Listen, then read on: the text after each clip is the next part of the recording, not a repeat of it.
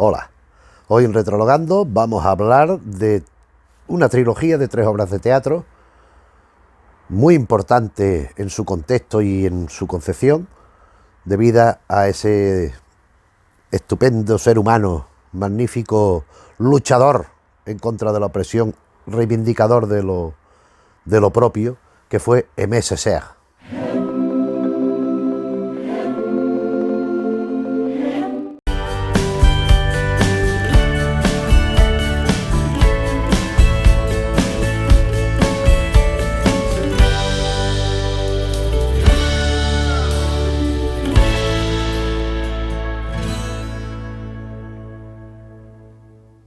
Aimé Césaire es un autor antillano de la Martinica. Nació en 1913 y falleció en 2008. Es un escritor importante, de primerísimo orden, y a la vez fue un activista muy en favor de lo propio, en este caso de lo que él denominó la negritud. Ahora un poco esbozaremos en qué consiste, pero por trazar cuatro pinceladas de lo que es su biografía, decir que él nació, ya digo, en una ciudad llamada Basse Point y falleció en Fort-de-France. Decir que su padre era recaudador de impuestos, su madre ama de casa, pero su abuelo fue el primer profesor negro de la Martinica. Algo que me parece significativo. Igual que su abuela, en contra de la norma del tiempo y del contexto, su abuela sabía leer y escribir, que era algo que no era fácil. Él estudió pues en su ciudad natal, él hizo su educación primaria y tal, hasta que en 1932 marchó a París, obtuvo una beca, estuvo en París, y en 1934 se establece relación, se hace amigo de Léopold Sédar Senghor, que es el primer presidente del Congo independiente, del Congo, fue el primer presidente del Senegal independiente, en los años 60, no, un poco después. Y con él, y con otra gente, funda la revista L'Étudiant Noir, el estudiante negro, donde aparece este concepto al que aludí antes de la negritud.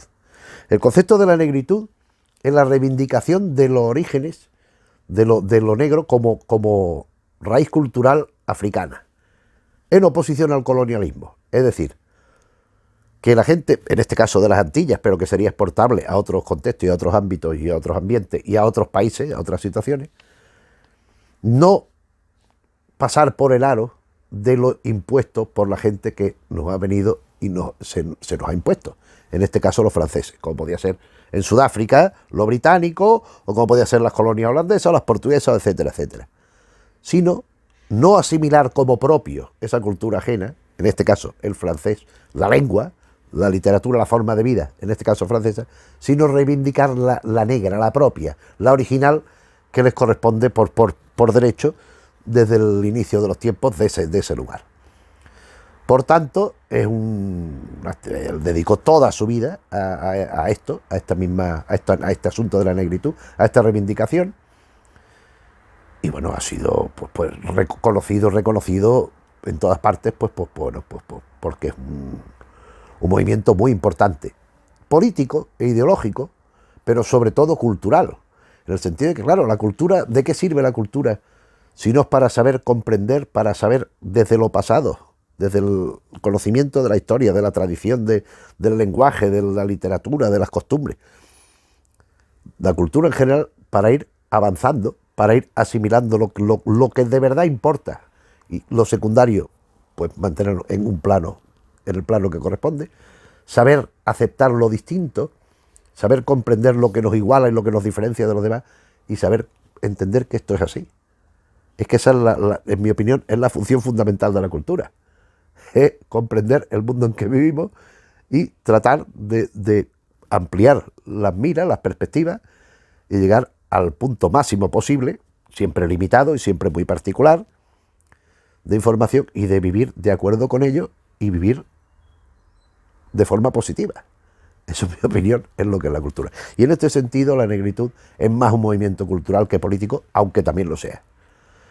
Él ha hecho muchísimo trabajo, él hizo 8 libros de poesía, 3 ensayos muy conocidos, uno esclavitud y colonialismo, y después discurso sobre el colonialismo y discurso sobre la negritud. Y bueno, y sobre todo, él se manifestaba, soy de la raza de los oprimidos, cosa que es evidente, pero también en este mismo orden de estos ensayos, de esta poesía, va su teatro, que es al que nos vamos a referir a partir de ahora y que es lo que yo conozco. Su teatro se inicia en 1958 con una obra que yo no conozco, que yo no he buscado referencias pero no la he encontrado, titulada El Les chiens se taisaien, es decir, y los perros callaron. No sé muy bien de qué va, porque ni muy bien ni muy mal, porque es que no he encontrado el texto ni referencias, pero sí la primera de la trilogía de 1963, La tragedia del rey Christophe. La tragedia del rey Christophe es una obra sobre la decepción y lo efímero del poder desde esa perspectiva que estamos hablando. Es decir, aquí estamos en una situación, un poco, en cierta manera, las dos primeras obras de la trilogía, la tercera algo menos, se vertebran en torno a una misma dinámica, ¿no? El sueño de conseguir detentar ese poder de la legitimidad que proporciona la tradición y la autenticidad para elegir, pues en este caso, una nación, Haití en este caso, y que poco dura, y que pronto se viene abajo auspiciado por todo lo que lo está condicionando en la realidad. Estamos en un ambiente del Caribe francés, un Caribe afrancesado, estamos hablando del principio del siglo XX, ya digo, en Haití.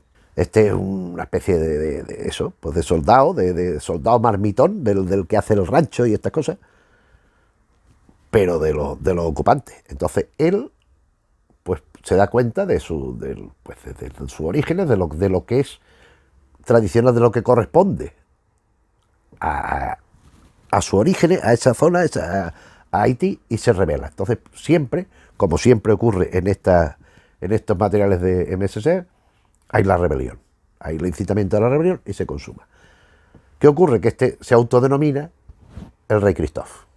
Y es la contradicción, por un lado, del hombre que tiene un sueño, lo consigue alcanzar y pretende que se desarrolle a costa del sufrimiento ajeno, sin darse cuenta de que esto es así. Es decir, él pretende que el auge de este reino se lleve a cabo a través de unas personas que han sido esclavizadas, pero que ya en este momento, por el mismo hecho de este nuevo programa político, digamos, de esta nueva situación política, ya dejan de serlo. Entonces ya no van a trabajar como esclavos. Entonces un poco, en definitiva, es un sentimiento pues de soledad. Es el líder que no es comprendido, el líder que está supeditado por una serie de pensamientos propios, pero que los suyos le apoyan, pero le van abandonando y va quedando solo. Pero es que realmente la situación es un poco caótica, porque es que no hay posibilidad de llevar esto a término en realidad. ¿Habida cuenta de qué? Pues de que, por un lado, parte de ese lastre, de esa mochila que lleva, de la tradición esclavista, de ese pasado de opresión que han ido sufriendo, y por otra porque lo que él está construyendo es una corte, pues, a imitación de las europeas. O sea, él está desde unos principios que sí, que son legítimos y que son dignos, está llevando al mismo lugar de donde partimos la situación. Es decir, se produce la rebelión, pero va conduciendo lo mismo. Henri Christophe, que es el personaje, el autoproclamado rey de Haití, pues el autor pues no simpatiza con él, sí entiende que los principios, la raíz del asunto está bien planteado, pero después a donde quiere llevar y cómo lo quiere hacer es un error. Pero además la obra tiene otra particularidad, que es que hay unos elementos que son absolutamente descacharrantes. Es que, en definitiva, caemos en la obra, encontramos momentos de masquerada, ¿no? De mascarada, no una mascarada como de disfrazar cosas, pero sobre todo unos elementos histriónicos absolutos. En cualquier caso, la tragedia del rey Christophe es esta soledad, este error, esta asunción del error que lleva al personaje al suicidio final. Esto en cuanto al rey Christophe. La segunda, que es también porque este personaje parece ser que hay algo de histórico, en la trama, la obra de teatro está planteada sobre una situación que parece ser que tiene algunos indicios de proceder de la realidad. Pero la segunda es absolutamente centrada en algo no solo histórico, sino además muy conocido. La segunda, yo tengo esta edición en Teatro Contemporáneo, Teatro de Análisis, que tenemos aquí. Aquí viene Einar Kiphart, el caso Oppenheimer, Peter Weiss, la indagación, Franco Busatti, la piedad de noviembre, M.S. Ser, un paso en el Congo. Un paso en el Congo, también traducida como una temporada en el Congo, porque esto lo han querido asimilar, y creo que con buen criterio, en cierta manera, a Rimbaud, a una temporada en el infierno. Y en cualquier caso, es una obra también dura, tanto más si cabe que la de Christophe, porque es el caso que le sucedió a Lumumba en su efímero mantenimiento del poder. Es decir, en cierta línea de sátira, de clave no es burla. El Rey Christophe quizás sí, aunque el Rey Christophe es una tragedia absoluta, o sea, no es ninguna tragedia que lo ponga el término tragedia como algo caprichoso, sino que realmente es una tragedia. En el caso de Lumumba, en el caso de Un paso en el Congo, es el proceso de independencia de la República Democrática del Congo. Y cómo se viene abajo. Cómo termina, pues nada. Esta obra, que no lo he dicho, es de 1966. He sabido que Patrice Lumumba, con 36 años, llegó a ser el primer ministro del Congo, un país muy rico. ¿Y cuánto duró su situación de poder? Duró 3 meses.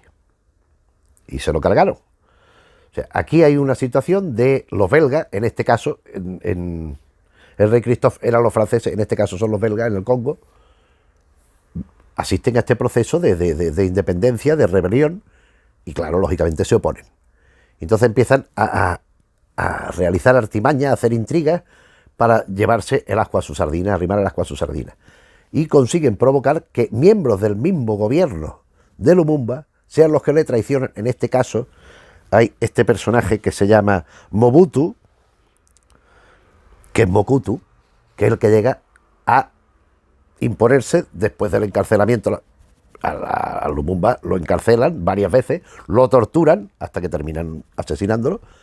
Y este Mokutu, en la realidad Mobutu en la obra, pero vamos, perfectamente identificable, es el que termina asumiendo, usurpando la corona, con el beneplácito y el apoyo de los belgas y de los norteamericanos, que entonces ya están también empezando a interferir y a influir por allí también. En definitiva, es una plasmación escénica de cómo lo antiguo, lo que se ha mantenido durante un cierto tiempo y qué es lo que ha detentado el poder, manipula, tergiversa, condiciona y obliga a que todo, con apariencia de haber cambiado, se mantenga como estaba. Esto es lo que viene a ser Un paso en el Congo. Y vamos con la tercera, que viene en este mismo tomo de la tragedia del Rey Christophe, que es Una tempestad. Una tempestad que, ya desde el título ya parece claro, se refiere, es una versión aplicada al conflicto de la necritud de La tempestad de Shakespeare. Han pasado 3 años desde la obra anterior, primera del 63, el Rey Christophe, Congo, Un paso en el Congo, del 66, y Una tempestad del 69. ¿Qué plantea Una tempestad? A partir de uno de los textos más complicados de Shakespeare, que es La tempestad, M.S. Ser lo que hace es plantear la situación del colonialismo a propósito de la cultura, en la forma de pensar, de afrontar la realidad, centrado en 3 personajes. Próspero, que es el blanco, es el colonizador, es el que digamos, ha impuesto su existencia y su forma de entender las cuestiones sobre los demás. Está Calibán, que es el negro.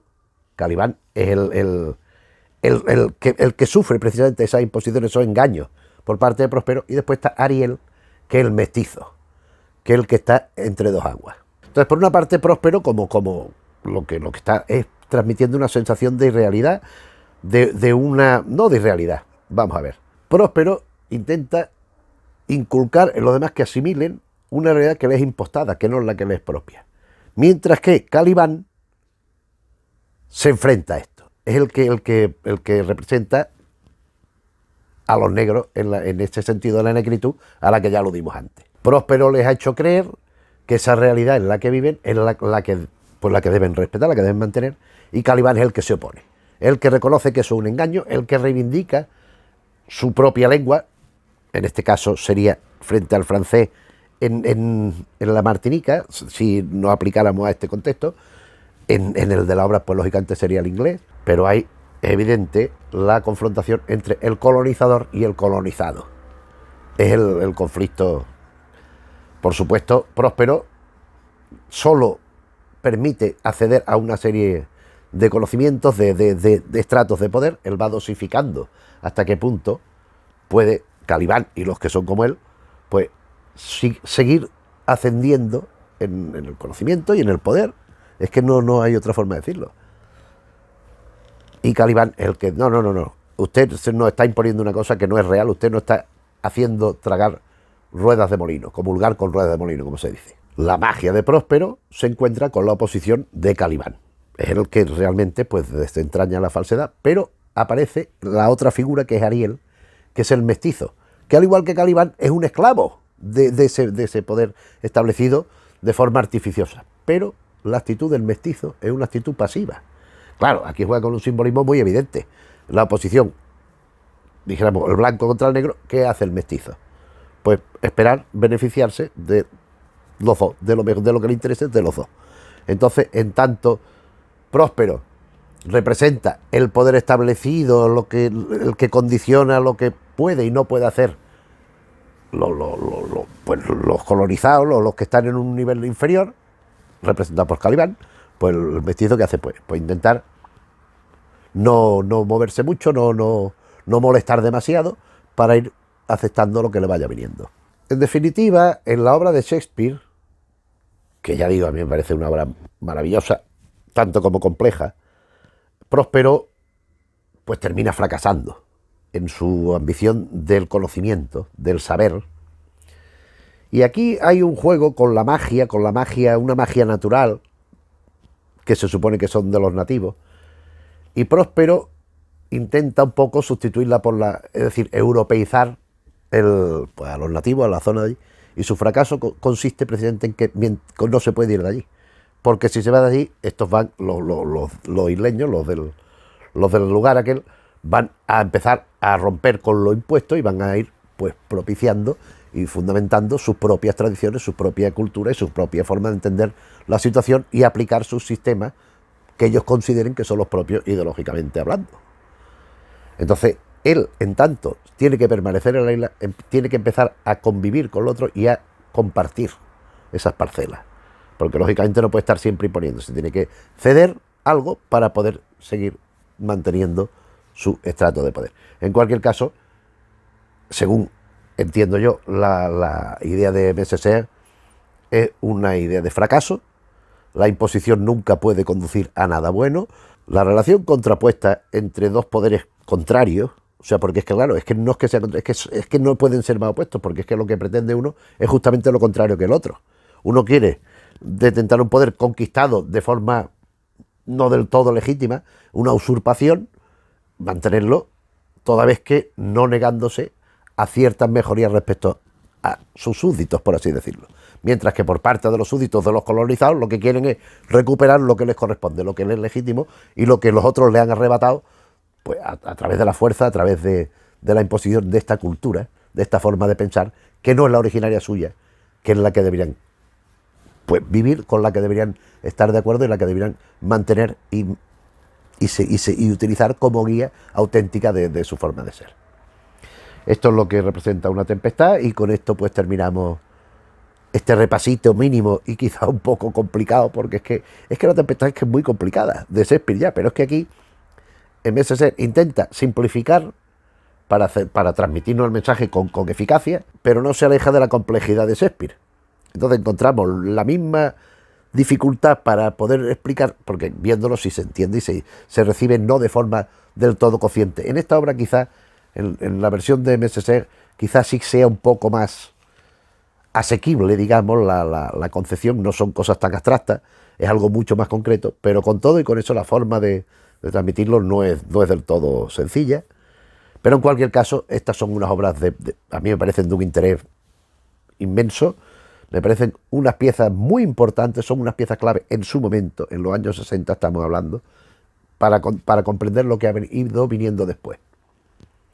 Fue un teatro muy influyente, es un teatro que se sigue haciendo, de pronto ves en sitios, en España incluso se vuelve a representar, se reestrena en distintas versiones, con modificaciones, con variaciones, con matices, pero claro, es que es un teatro de una actualidad espantosa, que lo que está transmitiendo el Rey Christophe con Lumumba y con el Próspero y Calibán y compañía, es que es perfectamente actual, es que es lo que está sucediendo ahora mismo, si no directamente en nuestro contexto particular, sí, en otros lugares que estamos viendo y conocemos a través de los medios, sin ir más lejos.